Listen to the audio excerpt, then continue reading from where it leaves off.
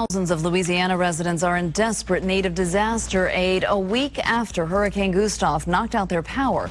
People waited in long lines for the federal disaster food stamp program today in Baton Rouge. An estimated 380,000 households are eligible for disaster food benefits in 31 parishes. Hurricane Ike is now rolling into the Gulf of Mexico. And officials in Texas are getting ready. Authorities are debating when or if they should order evacuations. They have about 1,000 buses on standby right now. Ike killed at least 4 people in Cuba and forced more than 1 million people from their homes. It also destroyed hundreds of homes in Cuba. Ike is expected to re-strengthen before slamming into the U.S. coastline. Now some local troops are heading south to help people prepare in Texas. Greg Barnes is live at Pope Air Force Base with the details on that tonight. Greg? Good evening, Steve. These troops are Air Force personnel. 30 officers and airmen, members of the 43rd Aeromedical Evacuation Squadron, the 43rd Med Group, and the 3rd Aerial Port Squadron. And they'll certainly be the faces of hope and comfort to those residents in the Gulf who may be in the crosshairs of Hurricane Ike. Don't let their nervous laughter and smiles fool you. These Pope flight nurses, EMTs, and medical administrators know they're about to go head-to-head with a menace named Ike.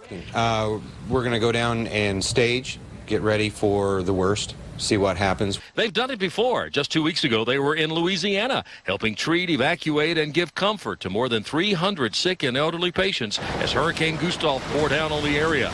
A lot of them were shocked, very unsure of where they were going, but very relieved once we talked to them and assured them that they were being taken well care of.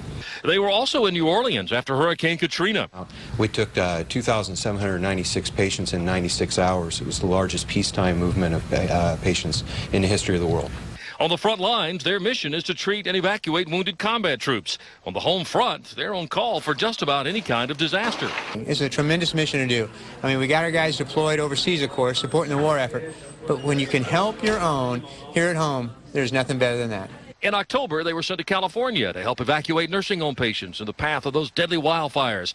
This time, they'll deploy to a staging area in Oklahoma, determine where Hurricane Ike is headed, get there first, and get as many out of harm's way as they can. They do it not for heroics. They just want to help. To see the smile on people's faces and just to know that we're taking care of them, we're doing good things. It doesn't matter about the patient size. If I help one person or 2,000, it's a job well done. I just want to help hurt people. They are certainly the unsung heroes of natural disasters. Now, commanders say, depending on where Hurricane Ike comes ashore and how much damage it causes, the folks from here could remain deployed in those areas anywhere from 1 to 2 to 3 weeks. Reporting live at Pope Air Base, Greg Barnes, ABC 11, Eyewitness News. Greg, thanks. And you have to feel for those people along the Texas Gulf Coast tonight. They have this huge hurricane coming their way, and they don't know how strong it's going to be or exactly where it's going. That's exactly right. What's the latest?